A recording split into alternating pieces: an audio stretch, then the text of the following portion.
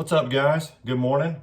Welcome back to the channel. Got some parts in and I've got some stuff on pause, waiting on parts. So we're gonna do an upgrade on the Fireteam. I've got the M2C axles in for this dude that I told you we were gonna order because they kept popping out. These are plus 1 millimeter. Find my box cutter here where I can open it up. These are plus 1 millimeter, so they don't pop out when you're running them. There's one set. Got some more stickers. Nice little thank you. QR code to M2C Racing, guys. If you want to hop over and get you a set of axles or some upgrades for whatever you got. I've had really good luck with their stuff. So this set right here is the front. They are CVDs, so you have to use the ends that you already have. And these are rear dog bones. So we're gonna get the Fireteam up here on the bench and we're gonna get the wheels off of it and we'll get to putting these dudes on, guys. I'm excited. Every single time I ran that dude, and I'd get about 2 or 3 minutes and a drive shaft would pop out. Mostly the front drive shafts. I didn't have any dog bones pop out, but it kind of ruins the fun when you got to stop to fix something simple. Now, if you're having fun and you just break something because you're pushing the limit, that's different. But we'll get these axles on and see what the next thing is to break, guys. This is the first real upgrades I put on the Fireteam, and I've beat it up pretty good. So it's got RPM arms in the rear from way back when, so long ago that I didn't even remember doing it. So aside from that, no upgrades on that guy, and it's holding strong. So let's get the wheels off and we'll start getting these axles in. So quick update, guys, on a little bit of more damage that I found. I did break the battery box here. Strap came off, but the box itself is broke. No big deal. I've got another one. Of course, the drive shaft is out of it right here. So we already knew that. So we'll have to fix that. I've got, when I was taking it apart, this tire doesn't look very old, but it's got a gash out of it here. I'll throw some super glue on it and I'll use it until it just finally goes. But there's some knobbies that got cut off of it as well. So I don't know if I ran through something sharp. There's a knobby cut off, and then that gash out of there. So we'll super glue her up. Hopefully that'll hold for a little while. Aside from that, guys, she's in pretty good shape. Don't know what the next update will be, but I don't know if you heard in my last video, those of you that watched, you can see here, I blew this bearing out in the rear. So we'll put some new bearings in back here and get it back together. All right, guys, we got this side done. We got the back dog bone in and we got the front CVD in. Now the rear dog bone is perfectly straight, and it says on M2C's website, if you're using RPM arms, don't buy these drive shafts because of the flex that they have, guys. Now, I've never had any issues with these arms, and I've had them so long, like I said, I couldn't remember even putting them on. But I do agree that you don't want them on the front because they do flex, and that's where most of your crashes happen. And as you can see with this drive shaft, it's quite bent. So it's not really a wonder that dude was popping out. These guys are, I don't know how easy that is to see on camera, but they're quite a bit more substantial than the stock shaft. Hardened pins. And look at this, guys. This is the remainder of the bearing that I had in the rear. That was what was left in there. So we got that fixed. Got the shafts in. We're gonna do this side now. We'll start in the back, get them dudes knocked out. So the first thing you wanna do is take this end of the drive shaft off, right? And I don't know about you guys, but when I very first started working on these cars and I messed an axle up, I took it out and I couldn't get this off. And I noticed there's a pin in there. And guys, I took this thing off, put it in the vise, and I beat that pin out with a punch, with a hammer and a punch. And even then it was difficult. And then later on, I don't know if I was watching a video or maybe you read the instructions, who knows, I'm not sure. I found out that there is a set screw in here that you have to loosen. And it's very tight on this one. And once you loosen said set screw,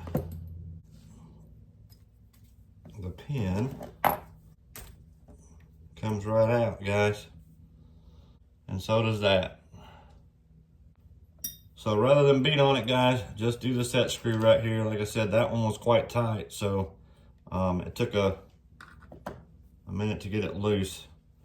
Now I didn't have to take it out on this one because this is not the front, but I'm gonna check the bearings while we got it apart, just to be sure we don't need to put a new one in there too.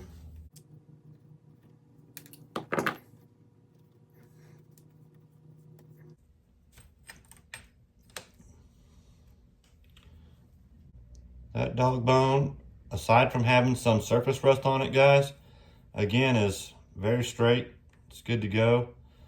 So I'm not afraid to run the RPM arms in the back, like I said, but I don't think they're a good idea in the front, because when you come down on a nose landing on the front, things flex, things bend, things break.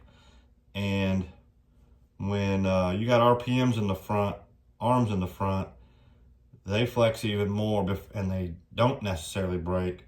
So that's when your stuff bends. These bent on stock parts, so you can only imagine how bent they would be if there was RPM arms up front. So anyhow, I don't know if you can see it on camera, but I'm gonna line these up pin to pin here. And you can see they're about 1 millimeter longer. And that's all it's gonna take, hopefully, to keep this dude from popping out. Probably should have got the M2C drive cups for the diff, but I'm gonna upgrade it a piece at a time, guys, as it breaks.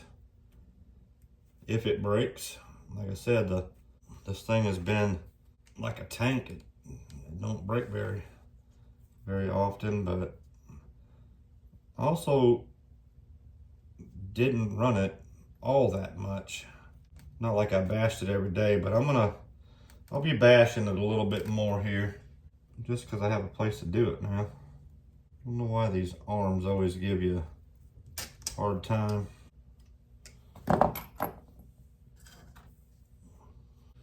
All right, back is done. We'll move on to the front here, guys. Front's a little different. It's a CVD, not dog bone.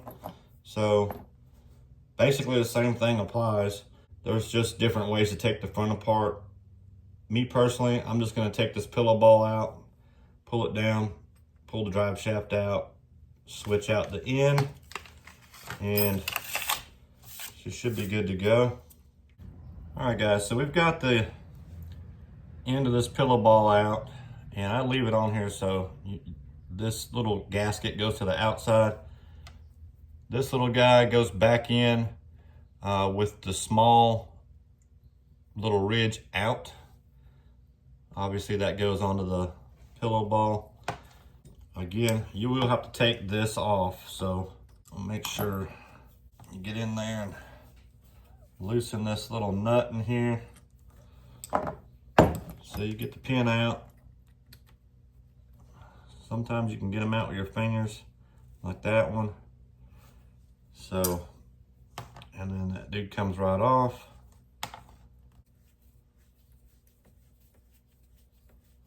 This to me, guys, is the easiest way to do it. Like I said, there's more than one way. You could take it off up here, but you got to put the shims back in. To me, that's just more trouble. So this is the way I do it. Now this is the drive shaft that popped out. So it's kind of wedged in there, but anyhow. And the car is falling off the stand here. That's what you get, and you can see, guys, this drive shaft is bent as all get out too. So again, it's no wonder that it was popping out. It was bent and just in bad shape in general. So just pop the little pin out that holds it in there. It's pretty straightforward. The end pops off. You got your little barrel in there. You get your new drive shaft. And that's how they come, guys. So you got to use your own end that came off the drive shaft that was with the truck. But you just put the barrel deal back in there. Try to stay on the camera here. It's going to be more difficult than I thought to do it on camera. Put that dude back on there. And then your pin goes right in there. And that's it, guys. She's on there. Stick your axle back through. All right. Pillow ball back through, guys.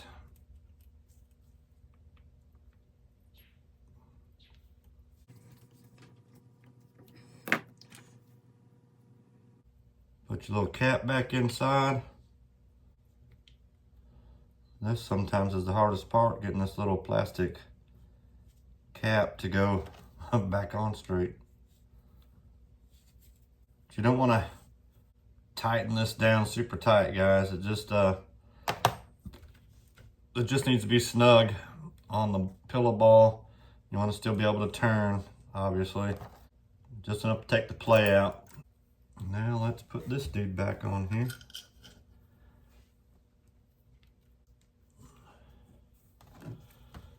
And make sure you tighten your little screw back up here.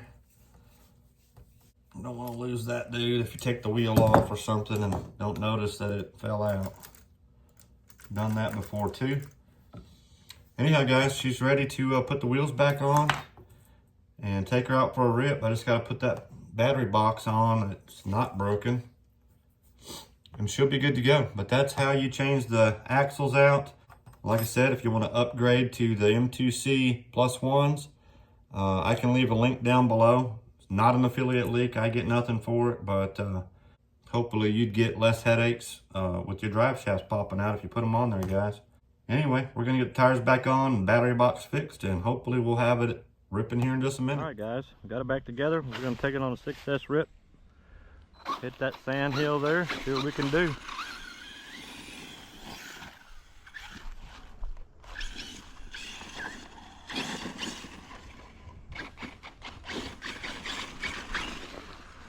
All right, one more try at it.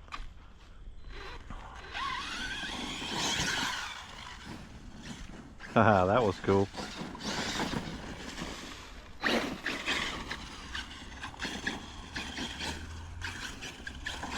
Get it wore down some, guys.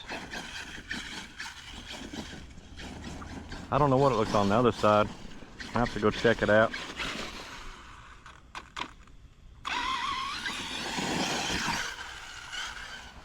Haha. Now that was awesome. Do that again. Oh! Oop.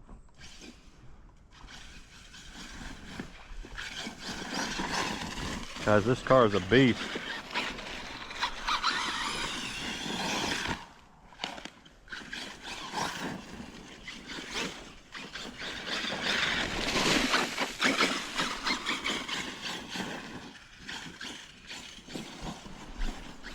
Look at it from the other side and see what she'll do.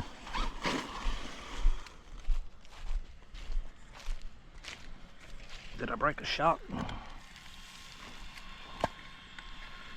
Sure looks like I've been a shaft here, guys. Yep, it's bent. First time I've ever done that, but maybe the next M2C upgrade. We're gonna send it for now.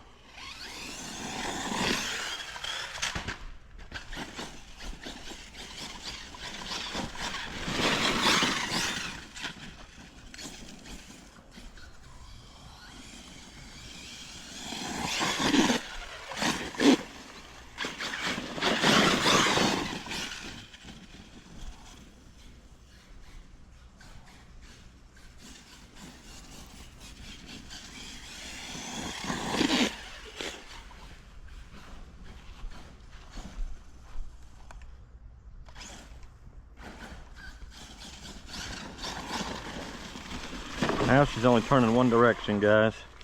Oh, that's why.